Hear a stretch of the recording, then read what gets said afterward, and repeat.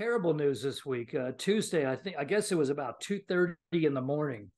The police responded and discovered that Bob Lee, the 43-year-old founder of Cash App and former executive of Square, was found with multiple stab wounds on Rincon Hill, nice neighborhood, and dying. And he did die on the way to the hospital. He tried to get help, and maybe it's a statement about life in San Francisco now. He stopped a car, but they drove off and left him there, and he was left to die. Now, the terrible irony of this story, and I want to get into the larger implications in the response, was that he lived in San Francisco for a long time. He moved away to Miami because San Francisco was getting too violent. He comes back on a business trip, dies, leaves two kids, young kids. I mean, this is a terrible, terrible story. And I'm leaving aside that, terrible enough, the implications of this. I mean, the amount of comments on Twitter by San Francisco executives, including even Elon Musk, saying, this is a terrible place now. You know, the level of violence, I know people have been physically attacked, on and on. Pretty amazing. Hi, everyone, and welcome to the Friday, April 17th installment of the Silicon Insider, the only uncensored look at life and business in the Valley. My name is Mike Malone, and I'm here with special contributor Scott Budman, technology reporter for NBC Bay Area. Our producer is Jordan Henderson. Our East Coast correspondent is Bob Grove, and our host, as always, is the Silicon Valley Business Journal. Okay, Scott, sort of like last week, I want to spend some time on one particular story. So let's get the news stuff out of the way.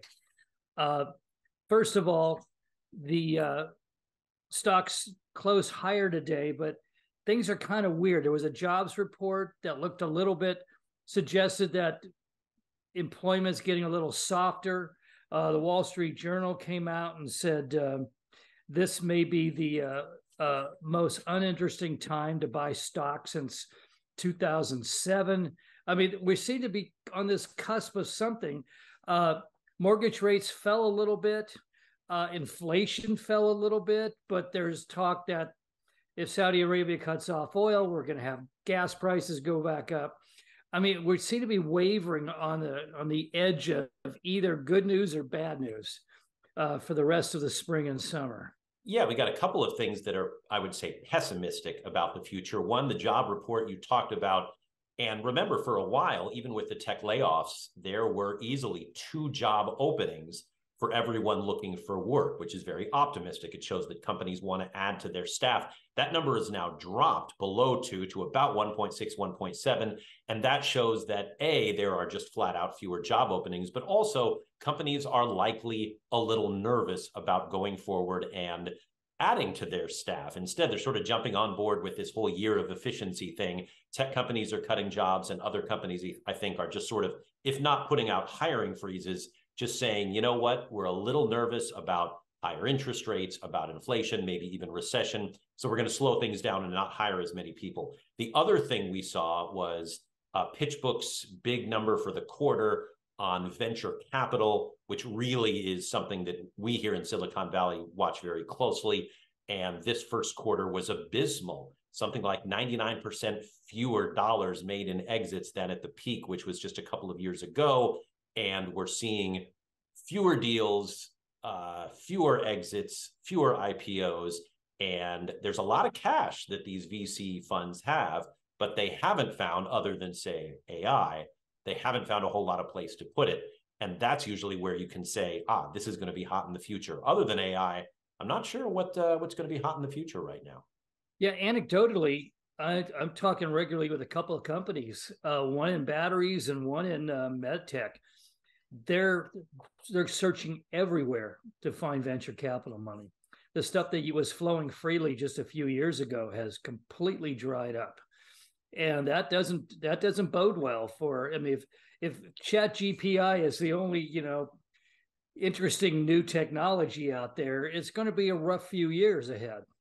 Well, right. And so you see all this money going into artificial intelligence with companies like OpenAI in San Francisco. And even with that round of funding, which was big, we have a much, much lower number. And I think, the pitch book numbers suggested that there is a lot of cash in these VC funds. Well, they're sitting on mountains of money right now. Exactly. They just don't know where to put it. And these are the people who are the risk takers and sort of the oracles of Silicon Valley. They see ahead into the future, and they seem to be almost paralyzed, wondering, where do we put this money? What's next?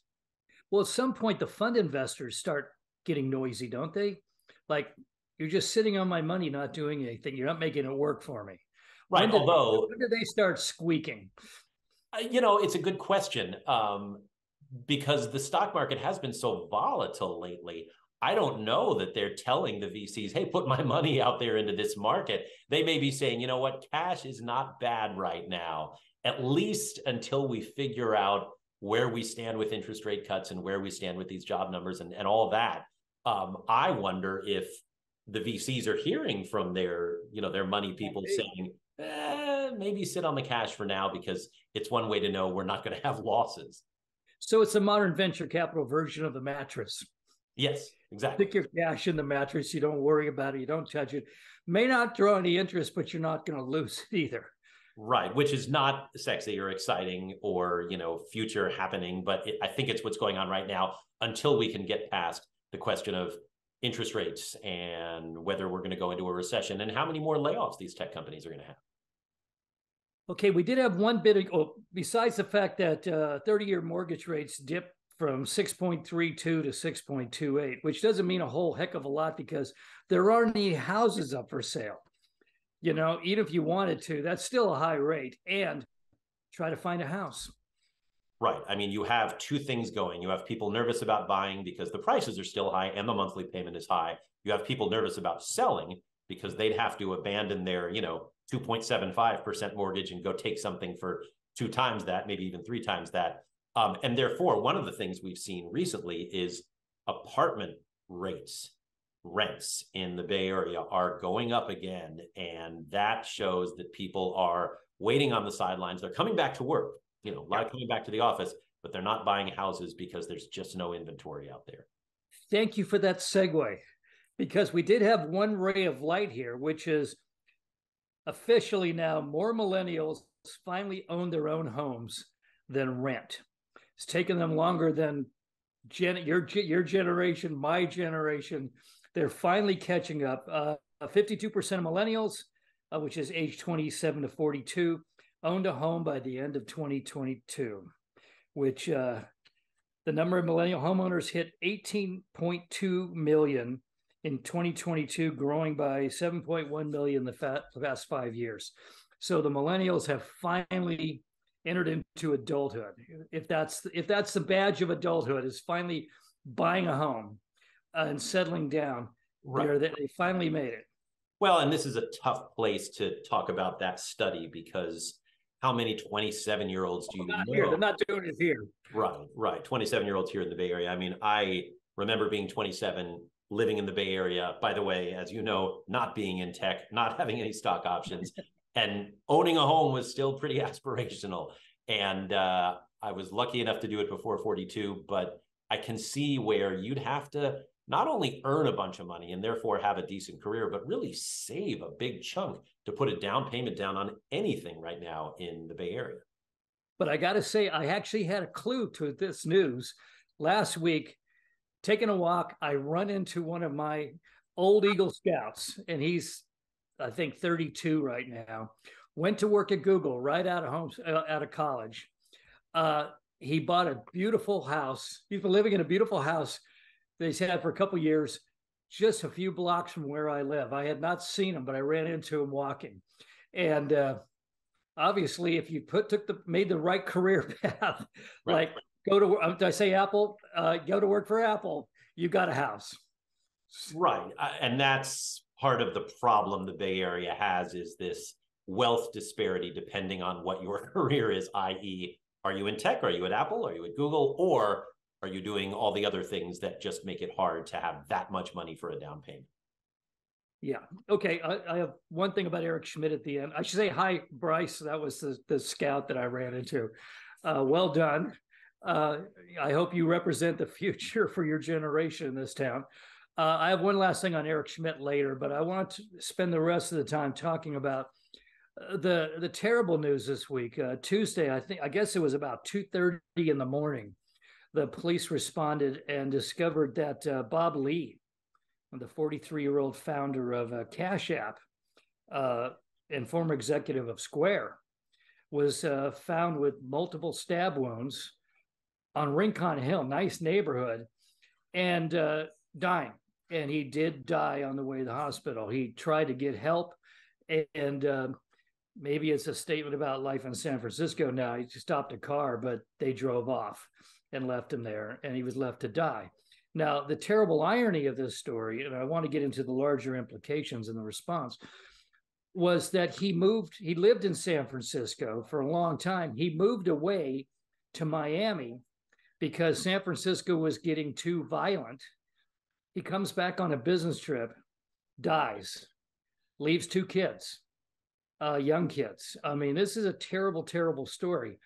And I'm leaving aside that, terrible enough, the implications of this.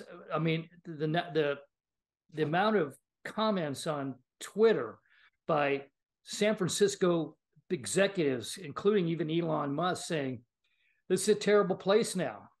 You know, the level of violence. I know people have been physically attacked, on and on. Pretty amazing. What are your thoughts on this? You spend a lot more time in San Francisco on stories than I do going out there on, various social and business stuff. What's your sense of all this? Is this market change? Is this a milestone, a turning point?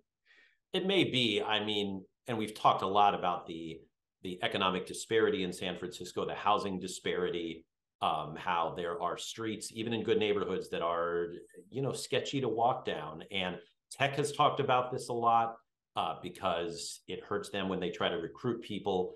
Business conventions have many times recently canceled their San Francisco trips because they just don't want to be in the city. And it's terrible for San Francisco. It's obviously tragic in the case of Bob Lee. He was a very, very popular tech exec. I remember when he was CTO of Square in the 2010s, one of the right-hand men of Jack Dorsey as he was running Square, and then left for Mobile Coin, which is, I believe, even headquartered in San Francisco, but he moved with his family out to Florida.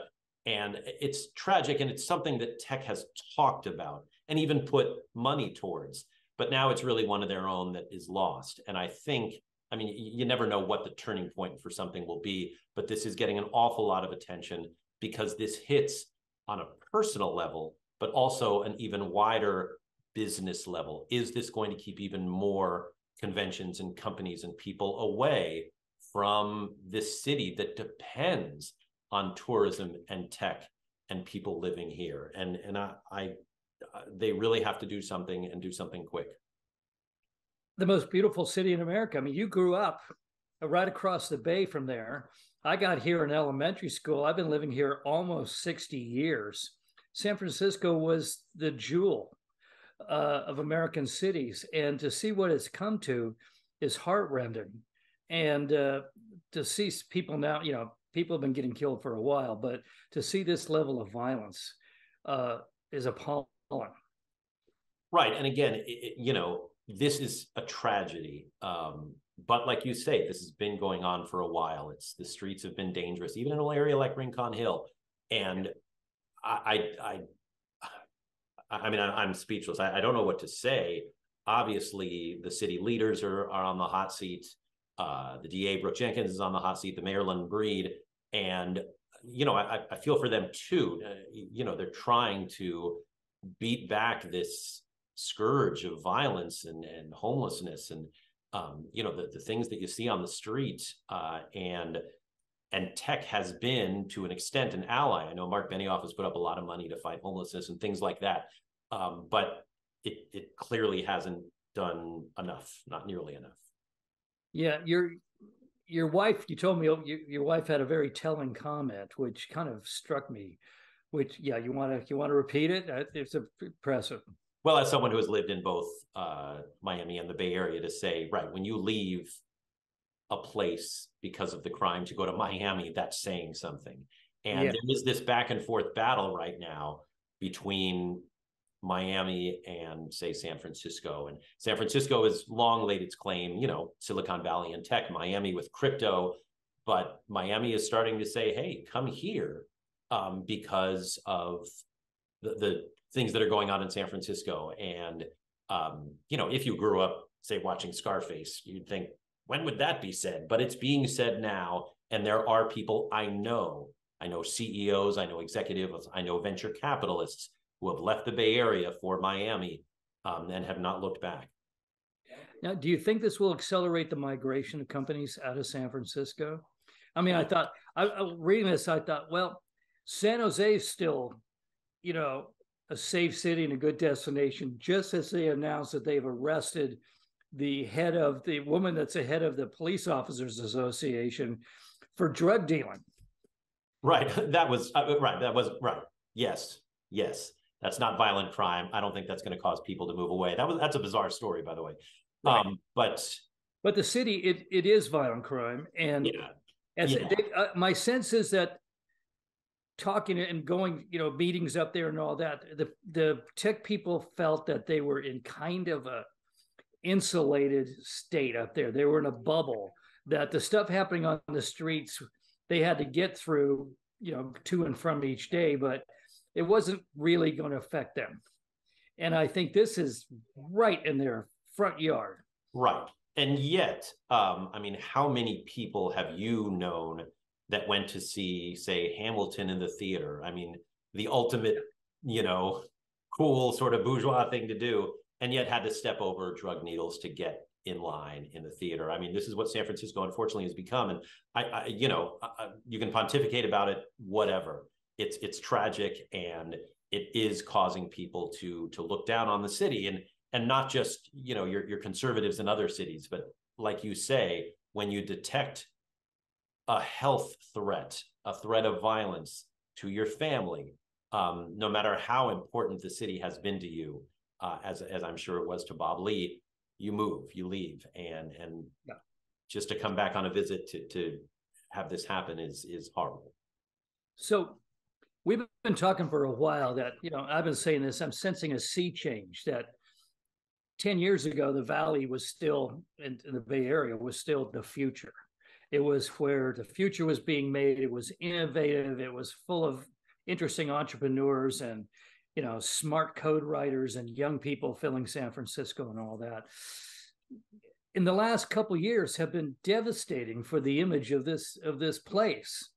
I mean, we, from Elizabeth Holmes to this, to the massive layoffs, to this sort of sense that the Valley shifted from being entrepreneurial to being really, really rich tycoons affecting everyday life across America, to producing surveillance products and rotting our kids' brains. I mean, it's flipped 180 degrees in the last decade. And you've been down in the trenches of all of that, and you've got to be feeling it too. It's not just people sitting at home going, wow, the Valley's become a scuzzy place. I mean, you're actually encountering it constantly, and you're talking to the world press, who are got to be asking you very different questions than they were a few years ago. It's true. But I would even separate the two. For every, company that's people don't want to trust, like, say, a Palantir or even a Facebook, there's something that will say, but we do want to go to work for this company, for, say, an Apple or, a Salesforce. And there's still that back and forth. So Silicon Valley still leads the league in cool tech, but also tech that makes you worry. If it weren't for TikTok, we would still lead the league in tech that makes parents worry. and TikTok, by the way, has a significant beachhead in the South Bay and San Jose itself. So we have that too. The scuzziness, I think, is it's a different dynamic, where people would say, I still want to work for these companies, and there's some good in tech that I can do. The danger of these places, specifically San Francisco, is giving people as individuals pause. It's giving business conventions pause to come out here because of the image that is being shown. And that's something I think above and beyond what the companies are doing. It's something the cities themselves really have to deal with. And not to say that there aren't homeless people or security concerns in other big cities, but you're right. This was supposedly the shining beacon, and everybody wanted to be here no matter what the cost.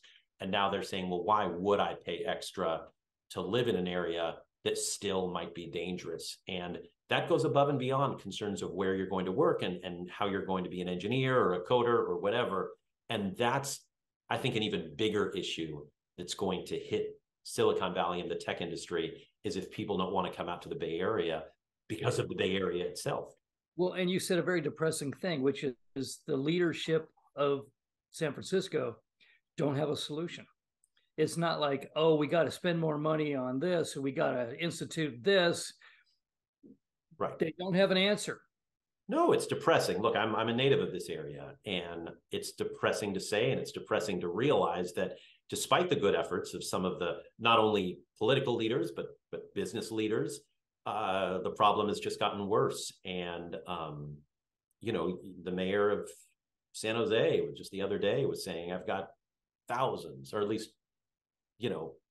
hundreds of housing units ready to go. But the permit process is slow, and trying to get these things built. And this could be low and middle income housing that's desperately needed in the Silicon Valley. And it's just not getting built because of the high cost of building anything around here. And where's Joint Venture Silicon Valley? I remember TJ Rogers getting in front of Joint Venture Silicon Valley and going on a Jeremiah about the permitting process, that he couldn't even get an awning over the guard shack in front of, Cypress. Where's Joint Venture Silicon Valley? Where are the other, the Chamber of Commerce? Where are they all in trying to alleviate this worsening situation? I don't know. They're raising money, they're raising consciousness, but again, I don't know a solution for this. And minds that are far, far more educated and trained than I are clearly struggling with this too. And that's my fear.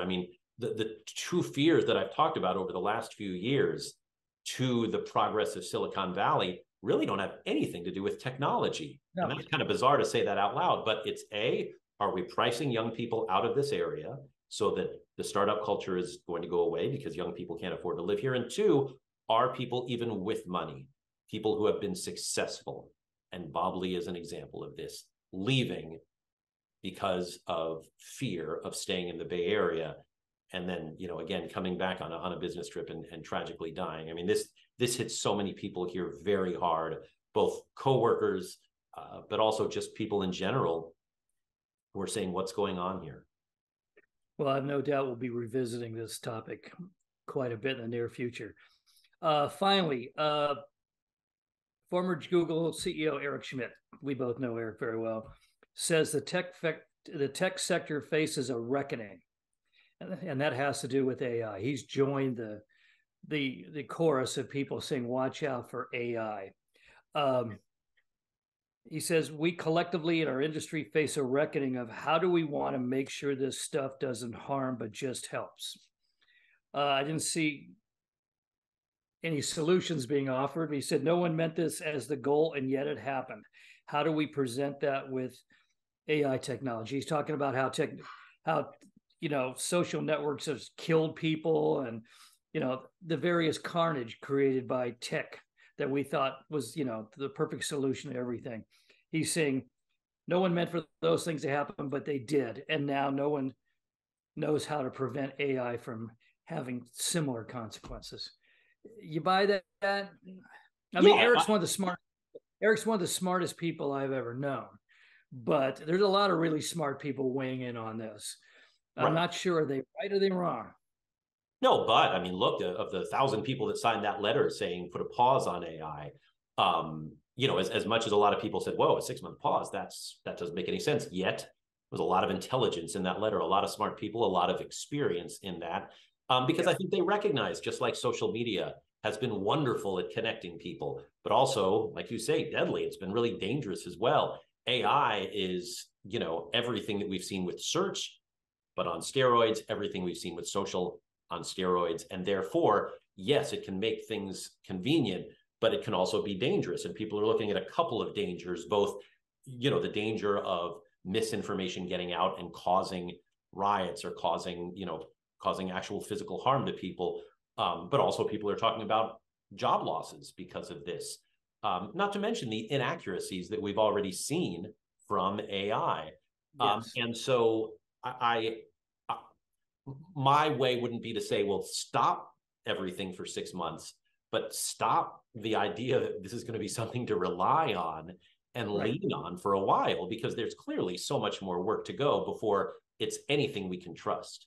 Yeah, I've actually hearing stories from people I know that they ask it for ChatGPT for to write a paragraph, and it makes up something completely false. Like somebody I know, I've got another book I'm getting ready to bring out. The editor created a bibliography, asked it to create a bibliography based upon what I wrote. It came up with fake citations. It made up citations. I mean, yeah, it's not a trustworthy thing, and yet it's racing into our society everywhere, because the same book is going to have ChatGPT attached to it, so you can ask it any question about what's in the book. So there we go. Well, look, I mean, if I had $1 for every reporter who's asking ChatGPT to write a story at this point, it's like, enough. We know it can write stories, but it's not accurate. If I were all of a sudden back in high school right now and had a chance to have ChatGPT write my paper, honestly, I'd be a little worried that it would be inaccurate and that I'd get a bad grade. And so that's on the high school level. Let's start taking this up to unless it's 7 o'clock in the morning. You got to deliver it to class at 8:30. Yes. Well, there is a reason I work on deadlines for a career, because that's how I did my work back in the day. But I still think we need to, and I'm not saying shut the whole thing down, but really it's way too early to rely on this. It's time to put more work and honest to goodness, just effort into figuring out if this can actually be something we can trust. Because I would say right now, it's kind of a roll of the dice. Yeah. At least check your work before you submit it.